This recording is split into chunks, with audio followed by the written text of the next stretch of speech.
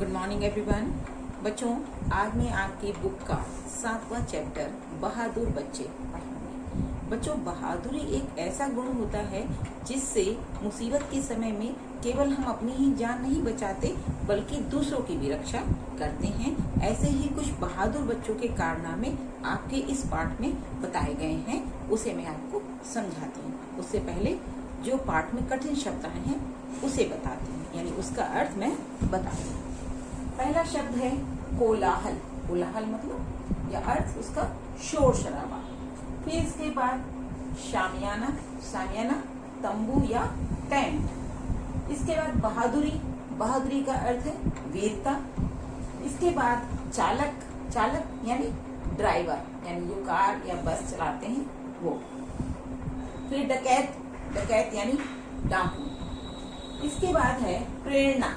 प्रेरणा का अर्थ है उत्साहित करना, यानी किसी को भी प्रोत्साहित करना अच्छे काम के लिए। चलिए अब आपको पाठ में समझाती हूँ कि कैसे कैसे बहादुर बच्चे कारनामे करते हैं और उन्होंने क्या क्या काम किए हैं। ये पाठ में बताया है, वो मैं आपको बताती हूँ। एक बार की बात है, 2 अक्टूबर 1957 को नेहरू जी लाल किले पर एक कार्यक्रम देख रहे थे। तभी अचानक क्या होता है, सामियाने में जो सामियाना लगाया गया था उसमें आग लग जाती है। चारों ओर शोर मच जाता है, इधर उधर लोग भागने लगते हैं। तभी एक लड़के ने अपनी जान की परवाह किए बगैर, यानी उसने ये नहीं सोचा कि मुझे भी कुछ हो सकता है, तुरंत उसने अपनी जेब से चाकू निकाला और सामियाने को फाड़ दिया और फाड़ करके बहुत सारे लोगों की उसने जान बचाई। 14 वर्ष के इस बालक का नाम था हरिश्चंद्र, यानी वो बालक कौन था? हरिश्चंद्र। उसकी बहादुरी से नेहरू जी बहुत प्रभावित हुए और उन्होंने उस समय निश्चय किया कि अब हर वर्ष जो बहादुर बच्चे होंगे उनको सम्मानित करना किया जाएगा, यानी उन्होंने बहादुर बच्चों को सम्मानित करने का निर्णय लिया। फिर तब से हर साल 14 नवंबर को, यानी जिस दिन हम लोग बाल दिवस मनाते हैं, उस दिन भारत के 24 बहादुर बच्चे, यानी पूरे भारत में से 24 बहादुर बच्चों के नामों की घोषणा की जाती है और इन्हें 26 जनवरी पर, यानी जिसे हम गणतंत्र दिवस भी बोलते हैं, उस दिन ये जो भारत के प्रधानमंत्री होते हैं उनके द्वारा इन्हें पुरस्कार दिया जाता है, इन्हें इनाम दिया जाता है उनकी बहादुरी के लिए। अब बताती हूँ कौन कौन से वो बहादुर बच्चे हैं जिन्हें इनाम नेहरू जी के द्वारा दिया गया था। पहले हैं ओम प्रकाश यादव। इन्होंने क्या किया? ओम प्रकाश यादव ने अपनी जलती हुई स्कूल वैन से, यानी वो स्कूल वैन में होंगे और जब आग लग गई तो उन्होंने अपने सारे दोस्तों को बचाया, जबकि चालक यानी ड्राइवर जो था वो वैन छोड़कर भाग जाता है और सारे बच्चे उसी में होते हैं। तो उसमें से ओम प्रकाश ने सारे अपने दोस्तों को बचाया और इस कार में, यानी जब ये वो बचा रहे थे तो उनका चेहरा भी जल जाता है। इसके बाद सौंधिता बर्मन और लवली वर्मा ने अपनी जान की परवाह किए बगैर तालाब में से डूबते हुए अपने दोस्तों को बचाया। कपिल नेगी ने अपने विद्यालय में बाढ़ आने पर अपने मित्र की जान बचाई, यानी कभी कभी बाढ़ आया थी, इस समय देखो असम में बहुत बाढ़ आई हुई है, तो बाढ़ में विद्यालय भी डूब रहा था, यानी बहुत पानी आ गया था, तो उसने अपने दोस्तों की जान बचाई। और जबकि वो खुद बह जाता है, यानी वो इतनी तेज जल की धार थी कि वो खुद उसमें बह जाता है, उसने अपनी जान की परवाह नहीं करी। इसी तरह 2 छोटी लड़कियां, एक तो मित्तल पटादिया और दूसरी प्रसन्नता सांडेल ने डकैतों को पकड़वाया, जबकि एक लड़की पर डकैतों ने तो हमला भी कर दिया था, यानी उसको चाकू मार दिया था, फिर भी उसने उनको जाने नहीं दिया। दूसरी ने उसकी आंखों में लाल मिर्च डाल दी। दोनों से जब पूछा गया तो उनका एक ही जवाब था कि मेरी माँ जो थी वो बहुत खतरे में थी। 7 वर्ष का डूंगर सिंह, यानी कितने छोटे छोटे बच्चे होते हैं जो बहादुरी के काम करते हैं, है ना।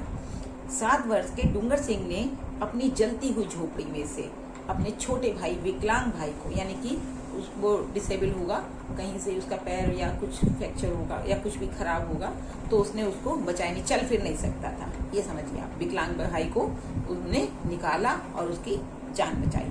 इसी तरह दूसरा बच्चा अंजलि सिंह गौतम के जन्मदिन पर उसके गांव पर हमला हो गया, गोलियां चली और उसके भाई को लग गई, जबकि उसका भाई उसमें से बहुत छोटा था, यानी उससे बहुत छोटा था और वजन में भी भारी था, यानी थोड़ा हेल्दी रहा होगा।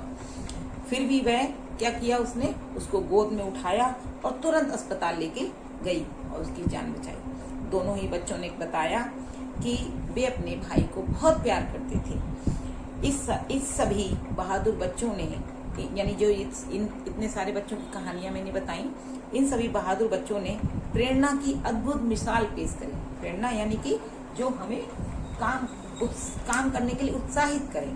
हमें इन पर गर्व होना चाहिए। हम सभी को इन्हीं के समान बहादुर होना चाहिए। लेखक जो है वो ये बच्चों को संदेश दे रहा है कि जैसे ये बच्चे इन्होंने बहादुरी के काम किए, ऐसे भी सारे बच्चों को बहादुर होना चाहिए। इसके बाद बच्चों आपकी बुक में एक्सरसाइज दी गई है, जिसमें ये आपको खुद करना है। जैसे मैंने चैप्टर पढ़ाया है उसको ध्यान में रखना। एक बार आप खुद पढ़ना, तब आपको और अच्छे से समझ में आएगा। यानी अगर आप कुछ भूल जाते हैं तो आपको याद आ जाएगा। और इन प्रश्नों के आपको इसमें उत्तर टिक करने हैं। फिर इसके बाद प्रश्न उत्तर है, ये मैं आपको लिख के दूंगी। शब्द अर्थ प्रश्न उत्तर आपको फेयर कॉपी में करने हैं और एक्सरसाइज आपको बुक में ही करनी है। फिर इसके बाद कुछ पोर्शन या ग्रामर का भी आता है। मैंने ग्रामर को अलग से जब वीडियो बनाती हूँ उसमें मैं आपको समझाती हूँ। अब इसमें देखिए पहली एक्सरसाइज दी गई है, दिए गए वर्णों से दो शब्द लिखो। जैसे जा और जा दो हैं। जा जिसके नीचे थोड़ी सी बिंदी रखी होती है, यानी डॉट लगा होता है, वो मैंने बताया था आपको, वो आगत ध्वनियां होती हैं, तो उनसे आपको दो शब्द बनाने हैं। फिर इसके बाद एक क्वेश्चन आया हुआ है आपकी बुक में, जिन शब्दों से उनके स्त्री या पुरुष होने का पता चलता है उन्हें लिंग कहते हैं। लिंग दो प्रकार के होते हैं, एक तो स्त्रीलिंग और दूसरा पुल्लिंग। जिन शब्दों से स्त्री जाति के होने का पता चलता है उन्हें हम स्त्रीलिंग बोलते हैं, और जिन शब्दों से पुरुष जाति के होने का पता चले उन्हें हम पुल्लिंग बोलते हैं। अब जैसे इसमें एक उदाहरण भी दिया गया है, घोड़ा दौड़ता है, तो घोड़ा पुल्लिंग है क्योंकि दौड़ता है, इससे भी आपको पता चल जाएगा। फिर इसके बाद तितली उड़ती है तो तितली है ना, तो क्या हुआ, वो तितली स्त्रीलिंग हुआ। तो यहाँ पर कुछ शब्द दिए गए हैं, इनमें से आपको ये पहचानना है कि कौन सा शब्द स्त्रीलिंग है। ठीक है, अगर कभी कभी आपको ये ना भी पता चले कि कौन सा स्त्रीलिंग है, तब जब आप उसका वाक्य बनाएंगे, जैसे तितली उड़ती है, तो उड़ती है आया, इन क्रिया से भी पता चल जाता है कि ये शब्द स्त्रीलिंग होगा या पुल्लिंग होगा। ये बहुत सरल तरीका है आपको पहचानने का, इन्हें लिंग पहचानने का कि कौन सा स्त्रीलिंग है और कौन सा पुल्लिंग है। फिर बच्चों इसके बाद आता है अनेक शब्दों के लिए एक शब्दों से मिलान कीजिए। अनेक शब्दों के लिए, अनेक शब्द वो होते हैं जब हम बहुत सारे शब्द नहीं बोलना चाहते और उनकी जगह पर एक बोलते। अब जैसे मैं ड्राइवर, कौन होता है, जो गाड़ी चलाता है। अब मैं इतना लंबा शब्द नहीं बोलना चाहती, जो गाड़ी चलाता है वो ड्राइवर, तो उसके लिए एक शब्द बोलना है ड्राइवर। ठीक है, तो ऐसे शब्दों को हम लोग वाक्यांश बोलते हैं बच्चों, और इनके लिए हम लोग इतने सारे शब्द ना बोलकर एक शब्द बोलते हैं। ऐसे ही ये है, तो इनमें से एक शब्द इनके लिए, यानी जो राष्ट्र से संबंधित हो, इतनी बड़ी बात नहीं बोलेंगे, केवल सीधा बोलेंगे राष्ट्रीय। ठीक है बच्चों।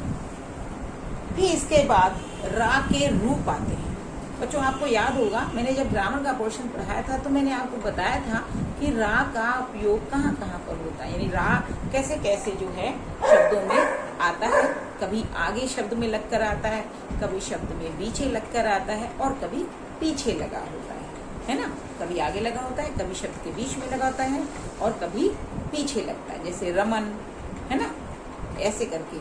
अब रा शब्द आगे आया है, कभी बीच में भी आता है और कभी पीछे भी आता है, और कभी कभी रा वर्ण के ऊपर लगता है और कभी वर्ण के नीचे लगता है, यानी वर्ण जो अक्षर हम लिखते हैं उसके नीचे लगता है। वर्ण या अक्षर एक ही बात होती है। ठीक है बच्चों, तो दो तरीके से नीचे लगता है, एक तो हम लोग ऐसे करके जब लाइन खींचते हैं तब, और एक ऐसे करके जब हम लोग ट्रक लिखते हैं। ठीक है बच्चों, तो इसमें आपको ये बताना है कि रा जो है उनके दो दो प्रयोग लिखकर आपको शब्द बनाकर लिखने हैं।